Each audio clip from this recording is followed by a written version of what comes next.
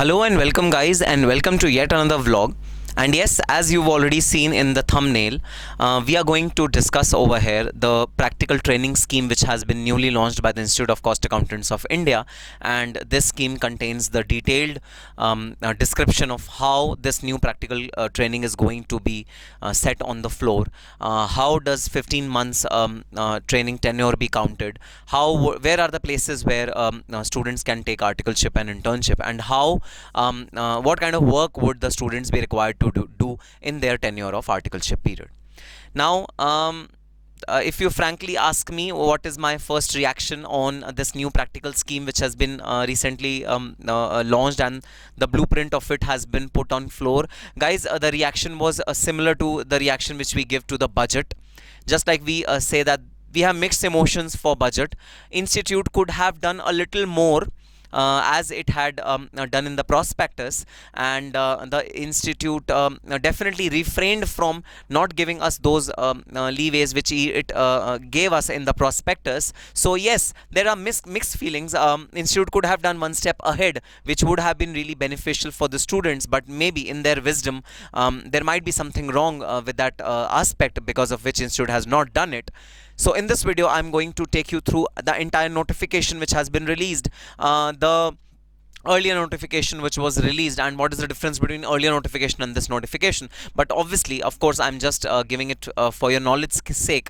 The latest notification is the notification which is actually applicable, and you should blindly follow the latest application which has come by. So guys, the latest application has come by on 24th of February 2020. And this notification is for the new practical training scheme, which we popularly call as 15 months practical training scheme. And yes, under this practical training scheme, 15 months of minimum articleship is required to be done before the final result of your examination. And yes, undoubtedly any training scheme for an extended tenure is beneficial for all of you, because you will be able to get more exposure and thus better opportunities in the campus placement. So let's see, what does this notification entail. Duration of the training period is of course 15 months for every student having been registered in intermediate on or after 11th of February. Mind you, this is the deadline, this is the ultimate threshold which you need to follow. If you have registered for intermediate of a CMA on or after 11th of February 2020, then you are eligible for the 15 months training. Otherwise, you will fall under the erstwhile regime of 6 months training before your final exam. Objectives: there are certain objectives, obviously, to equip our students with practical knowledge and theoretical knowledge, then provide practical exposure to the ecosystem of different organizations. On-job experience is required, because one thing which definitely will get you through the campus is your practical training. Theoretical, of course, takes a sideline in campus, so that is the major objective. On-job training is required. Then developing disciplined attitude towards growing professionals, creating awareness, consciousness, ethical values in professional journey. So all these objectives are there for this training. Of course, these are an important objective. Now comes the major portion, or the major concern which we had earlier, and the concern is, where can we do articleship training? Because there were instances in past where the number of organizations were not sufficient for imparting the education, practical training. So what are the organizations which we can look forward to while doing articleship? The cost and management trainee shall undergo practical training under, number 1, a practicing cost of accountant. Of course, the most obvious answer, the most obvious option for all of us, and the most lucrative one, because guys, a partnership firm, a cost accounting firm, is a bouquet of several professional work which you can explore, and then you can choose your line of interest, because a student who's not done any practical work is not aware of what is his interest or taste. To identify your interest, I guess partnership firm is the most important step which you can take in your career. So yes, the most lucrative and the most obvious option is practicing cost accountants. You can do your articleship over there.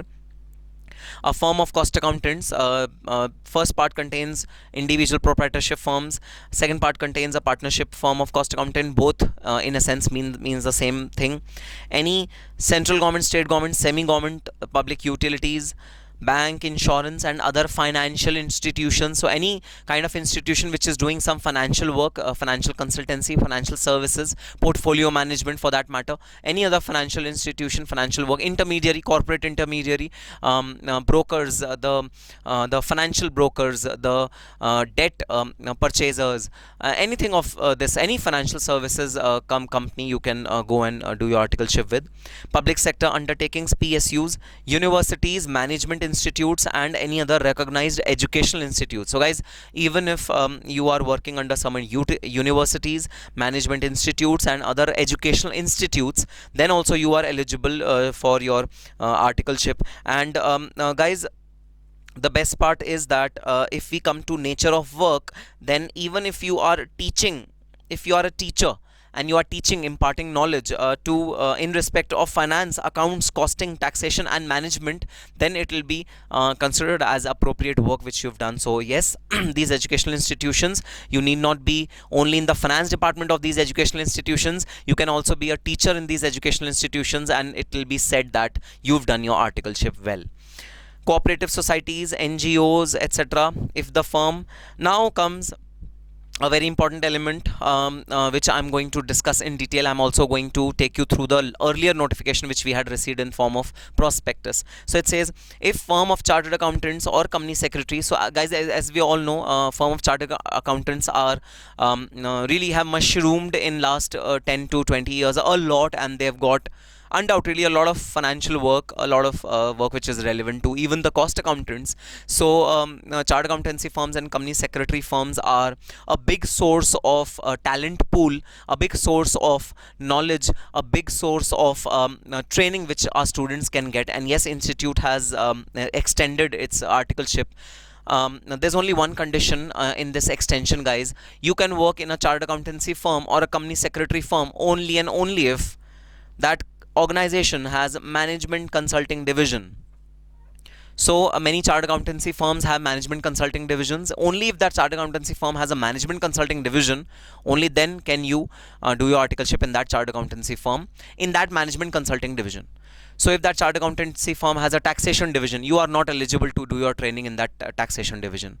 If the chartered accountancy firm has audit division, you cannot do your articleship in audit division. If that chartered accountancy firm has indirect tax GST division, you cannot do your articleship in that division. You can only and only do your articleship in a chartered accountancy firm or a company secretary firm which has a separate management consulting division. Therefore, guys, the nature of work which is permitted also contains one element which is management consulting services as defined in Appendix 6 under Regulation 111 of CWA Act. Now let us go through the regulation, Appendix 6 of the CWA regulation, and let's see what is meaning of this word management consulting. Sir, what is management consulting? How would we know that the chartered accountancy firm is hiring us for management consulting work? How would we know that the work which we are doing is actually management consulting work? Because guys, you definitely need to be vigile of this fact that you are actually doing management consulting work over there. Because if you do chartered accountancy work, if you do taxation work, finance work going in a chartered accountancy firm, it will not count as articleship. Please note this point in bold and underline. So what is management consulting? Management consulting is defined under CWA regulations, and I am taking you through the definition of management consulting services. What do you mean by management consulting services? So why are we discussing it? We are discussing it because our articleship is valid in a CA firm only and only if I am doing management consulting work, irrespective of the turnover of the CA firm. Turnover is not relevant. If I am in the management consulting wing, I am eligible to do articleship over there. So I need to know, we CMA students need to know, we CMA trainees need to know what is management consulting. So guys, management consulting means the expression management consulting services shall not include function of statutory periodical audit. Not include. Please note, it doesn't include. The principal will give you work, but you have to communicate to the principal that, sir, I am not supposed to do audit work over here. I am a CMA trainee. CMA trainee is not permitted to do audit work in a CA firm. Next, tax. You cannot do tax, both direct and indirect. Representations, advice concerning tax matters, acting as liquidator, trustee, executor, administrator, arbitrator, or receiver, but shall include. So these were the exclusions. These were the things which you do not have to do if you are in management consulting services of a CA firm. Then sir, what should we do? We should do financial management and planning, financial policy determination, cost financial accounting system design and implementation, cost financial management planning and costing financial policy determination. Guys, these are very specialized area. These are areas which are typically looked at by the top level management to revamp their entire cost structure or revamp their entire operational structure. So these are very high level work which is done by the top notch in any company, and it is assisted by the big fours or the big 10 consulting firms in the country. So next is capital structure planning. What should be your capital structure? Financial management, which you have studied in your FM syllabus, financial management. Advice regarding raising finance. Where to raise finance from? Should it be equity? Should it be debt? What proportion of equity debt should be there? This kind of function. Working capital management, current assets, current liabilities. What should be the status of both of them while you are working, while you are doing your operations? Preparing project reports, feasibility studies, cash budgets, cash flow statement, profitability statement, statement of source and application of funds. Budgeting includes capital budgeting, revenue budgeting. Inventory management, material handling and storage. So inventory management doesn't mean that you have to pull up inventory and put it at respective places. Inventory management means what is the level of inventory which a company needs to maintain to reduce its inventory carrying cost. That they are the kind of decision making in with respect to inventory. That is what is expected out of you in management consulting division. Market research, demand and studies, price fixation, other management decision making. Management accounting systems including TCM, TQM, BPR, cost control, value analysis. Guys, all these terms will be read by you in either in your inter syllabus or final syllabus, total quality management, etc. And all these areas are related to decision making, which is actually done by the top management of any particular company, and yes, it is assisted by the big 10 consulting firms which are existing in the country. Control methods, management information reporting, personnel recruitment and selection process. So you advise with respect to how should you obtain your personnel. Setting up execution incentive plans, wage incentive plans, management operational, quality environmental, energy audits. This is an important element. Valuation of shares, business advice regarding amalgamation, mergers, acquisitions, etc. Now you would know who would do these kind of activities in any organization. The top management, not even the middle level management. Direct board of directors should do these kind of activities. Business policy, corporate planning, organizational development, growth and diversification, organization structure, behavior, development of human resources, including design, conduct of training programs, work, study time, etc. System analysis. System analysis means what kind of ERP, enterprise resource planning system, should be involved in the organization. Where should they maintain their books of accounts? How should they control their inventory? How should they control their inwards and outward movement of inventory? All these things are to be evaluated. And design the computer related services, including selection of hardware, development of software in all areas of services which can otherwise be rendered by cost accountant in practice, and also carry out any other professional services relating to EDP, e-filing, etc. Acting as an advisor. You can act as an advisor or a consultant to an issue. Issue means public issue. When the company goes public, when the company gets its shares listed, that is known as issue. So you can act as an advisor to issue. So these are the formalities which are to be done when you are issuing your financial instruments in market.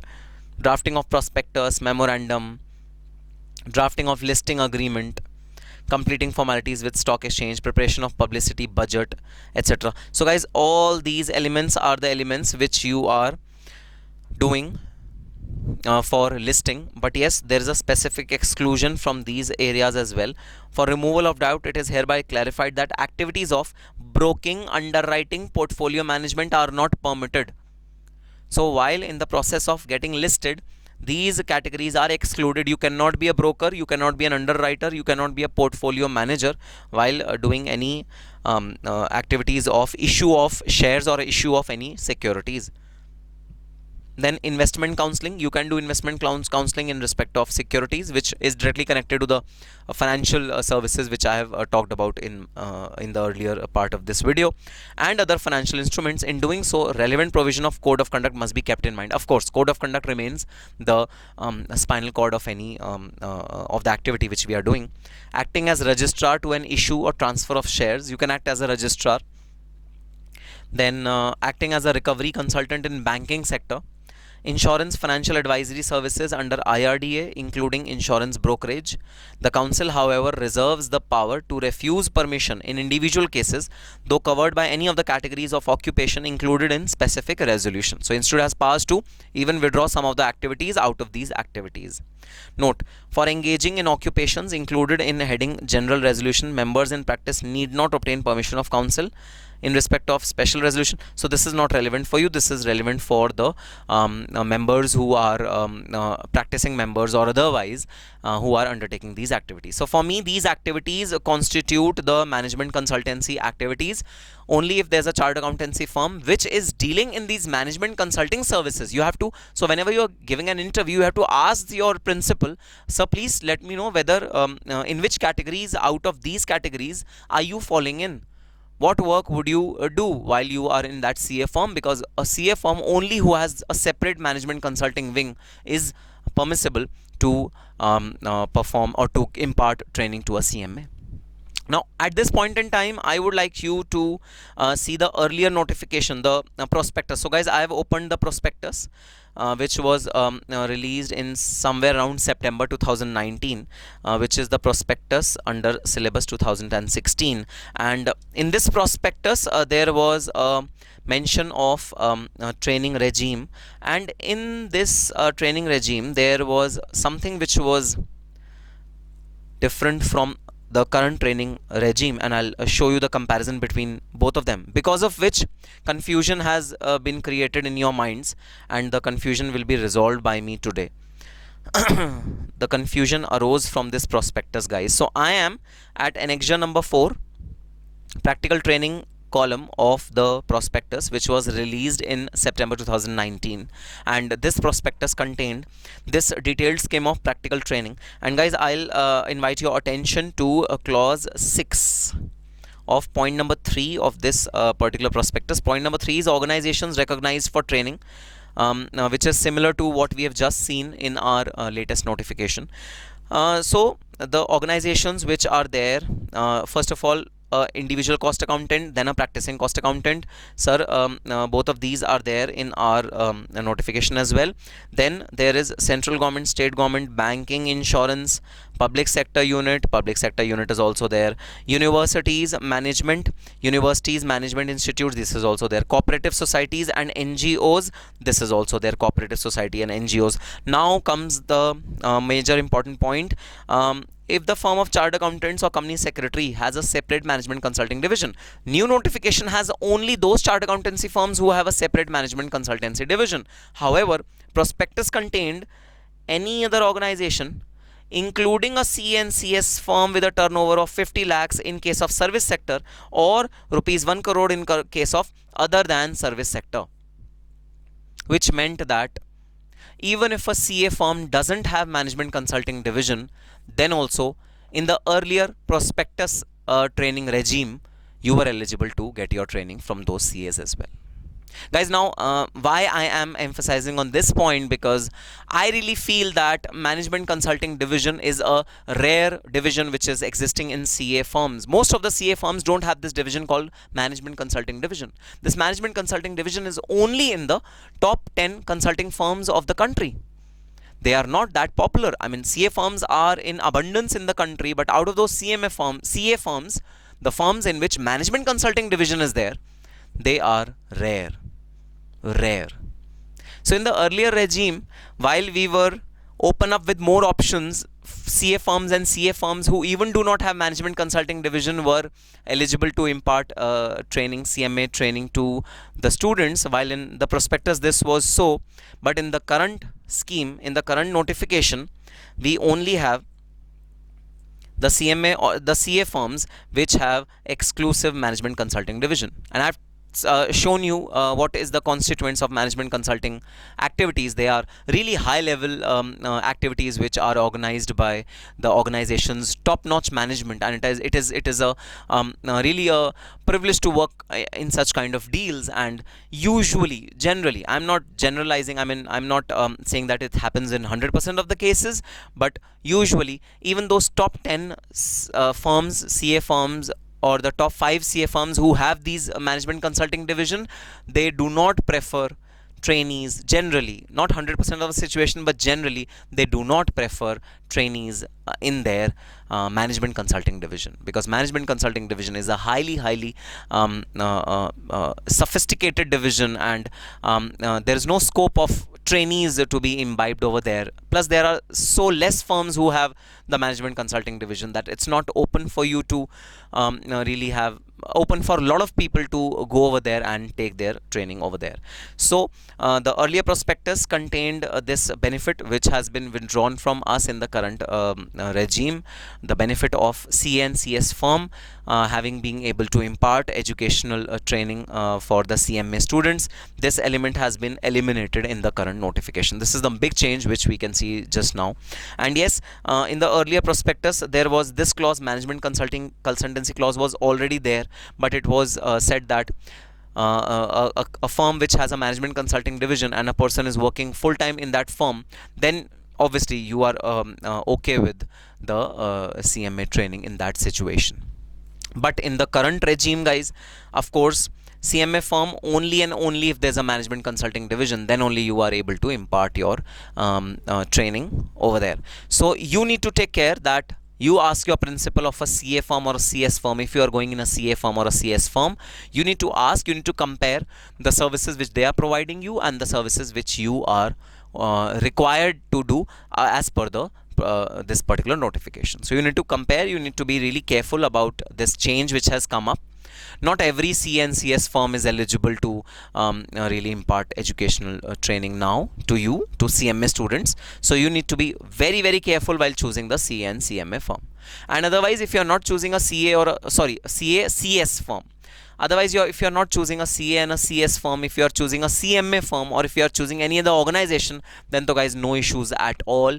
You can take your training from any of the other organizations which are available in this list. And trust me, there are plethora of opportunities in the market. You just need to search them, you just need to find them.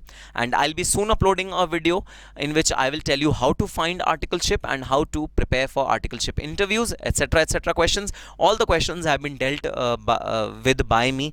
I've called some specialist on that video, and soon I'll be releasing that video for your benefit. So don't worry.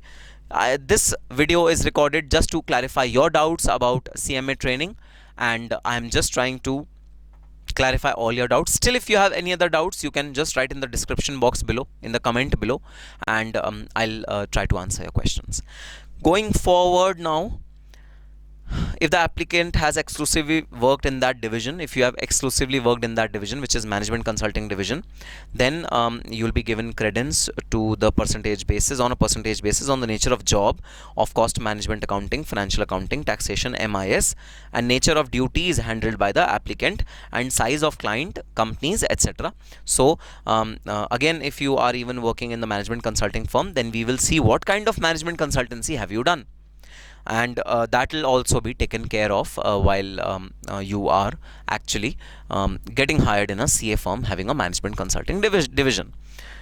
CA articleship will not be set off or entertained to be recognized by CMA practical training. So you guys, you cannot do both of them together. That is the underlying point which is trying to be made in this particular bracket, which is a situation that once you've done your CA practical training, it is not set off against CMA practical training. That is a fact. Then management consultant in individual capacity, depending on size of the firm, nature of duties handled, applicant relating with cost and management accounting, financial accounting, taxation, any management consulting firm is also doable. So if you have done your articleship in a management consulting firm, it is doable, it is valid if you are a part of that particular firm. Any organization with a turnover of 25 lakhs, so the turnover limits have been slashed substantially. 25 lakhs in case of service sector, So if the company is providing services, then 25 lakhs is the turnover limit. 50 lakhs in case of other than service means manufacturing. If you are doing your articleship from a manufacturing concern like a manufacturing company, then the turnover should be 50 lakhs. Guys, my personal opinion, my personal suggestion and my personal take on it is, you should try and do your articleship from an organization which has got higher and higher turnover. Because higher the turnover, greater will be the depth of that particular organization and greater will be the learning which is imparted to you. If you join a company which is a very, very small company having a 25 lakh turnover, then the kind of training which you want will not be given to you, because it won't have that depth and width of financials which are really required to, do justice to your training needs. So choose highest and highest levels of organizations who have huge turnovers, huge capitalizations, and then probably your depth of knowledge will be higher than in any other case. These are the limits which are prescribed. These are the minimum limits. These are not the maximum limits. So these are the minimum limits which have been prescribed by the institute for recognizing the training. Any other organization as approved by council, council has the power to approve any organization. Then what work you need to do? Now you really need to be wary of what kind of work should you do during your articleship. You cannot just do calling during your articleship. You're calling, you are hired by a call center. No, you cannot do that. Work is management accounting, cost accounting, financial management, auditing, regulatory compliance, direct taxation, indirect taxation, corporate law, commercial law, system analysis, project management, banking operation, insurance, insolvency valuation, financial services. Then of course I've talked about teaching, I've talked about management consulting. Then a very, very interesting area, guys, engineering services. So you are aware about your OM, operational management, OMSM chapter. So the OM part of your OMSM subject which is there in your inter, guys, that is related to engineering, developing the engineering models which are required to efficiently run a machine. So if you are getting some engineering services as part of a manufacturing activity, project planning, quality assessment, you can obviously do that. Any other area which is approved by the council. So council can approve any other area apart from these areas to conduct your articleship training. Next is who has to undergo articleship training? A person who has registered in intermediate on or after 11th of February. So guys, your registration is the most important thing. If you have registered for intermediate on or after 11th of February, then you are required to fall under 15 months of articleship tenure. Now, there is one question mark which still remains a doubt in my head at least. What will happen to students who will get themselves registered de novo, who have already been registered in past for intermediate, but for any reason they could not clear or they could not give the intermediate examination and they apply to the institute for a de novo registration? What would happen to those students? So there's not much of clarity in this clarification that what will happen to de novo students who will be registering on or after 11th of February. Whether they'll be falling under the erstwhile regime 6 months or will they be eligible for the 15 months regime. So this is a question mark which I'm still not clear about. Shall be required to undergo practical training for for a period of 15 months before date of declaration of exam result. So before date of declaration of exam result, you have to be equipped with 15 months of training of both the groups or remaining group of final examination to the satisfaction of council in any one or more organizations specified under A. Now, there are certain cutoffs. Now, this paragraph is really important for all of you because there are certain cutoffs. You need not do your 15 months of training before the before the filing of your form, examination form. Of course, before the result, you have to do 15 months. So, before the result, you have to do 15 months. But before filing the form of examination, before the examination, you just have to do complete 10 months. So there are limits which are given. The cutoff date for certification of T5 shall be 31st August for appearing in December examination. So guys, if you want to appear in December examination, suppose if you want to appear in your December 2021 examination for your CMA final, then your articleship should be completed as on 31st August 2021 to the extent of 10 months. That's it. Not 15 months, 10 months. Then post 31st August 2021, you can complete your rest 5 months of training in parts before the result of the final examination. This is the regulation.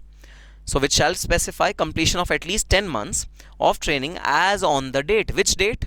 31st August for appearing in December examination and 28th February for appearing in June examination. So 10 months articleship is mandatory before you fill your examination form, and total 15 months is mandatory before you get your result of CMA final. This is the law which has been drafted by the institute. Exemption from practical training. Of course, there are certain exemptions for practical training. Guys who are working for any recognized institution, they are exempt and they have to follow certain procedures. I am not going into detail of this procedure because this procedure is quite straightforward. Documents to be submitted. This procedure you please go through yourself because it's very basic and very document driven. Procedure for intimation of practical training. Again, a procedural aspect. How do you intimate? You have to file these forms T1, T4, T5, etc. During your relevant tenure. Change of employer. You can definitely change your employer, but for every change you have to pay 1,000 rupees. In case of change of principal, students serving under different principal, the accumulated period of training shall include training periods undergone with different principals. You can at max take 3 changes during this period of 15 months. Only 3 times you can change your employer. My personal take on this is that, guys, you should not change your employers frequently unless and until there is a grave or dire need to do so. The change should happen only and only if you are really bothered by something major. If your reason for change is mounting work pressure, not a good reason. If your reason of change is my boss doesn't give me time to study, not a good reason. If your reason is my CMA firm is getting dissolved or getting diluted because of some tiff within the members, definitely a valid reason. So do not run away from your responsibilities in garb of this particular section that you can change it 3 times. Oh, I'll run away from my responsibilities. Do not do that, because work pressure, mounting work pressure is given to you so that you grow as a professional, and that's perfectly all right. So use this power which has been given to you judiciously. Do not misuse this power. Then the stipends have been decided for the minimum stipends have been decided for the students, and how many leaves can you get, working hours, restriction on number of trainees. So that's it. And yes, this is the final notification which has been released by the Institute of Cost Accountants of India. And guys, now you need to do your practical training as per the provisions given in this particular notification. So yes, I hope I was able to solve many of your doubts, many of your queries. I was able to highlight your attention to certain important aspects like what is management consulting, because it's really important for you to know what kind of work are you doing. Everything is defined in the Act. Please go through the Act and you can find what is management consulting all about. Just beware of what you are doing in your articleship tenure, because it's really important to do the right thing in your articleship tenure. If you have any further questions, you can just drop in a message, a comment on this video, and definitely I'll be glad to help you out. Please share this video with your friends who are doing CMA or who are getting enrolled in CMA in the near future, so that they know what this new practical training scheme is all about. And yes, that's all for this video. All the very best and happy studying.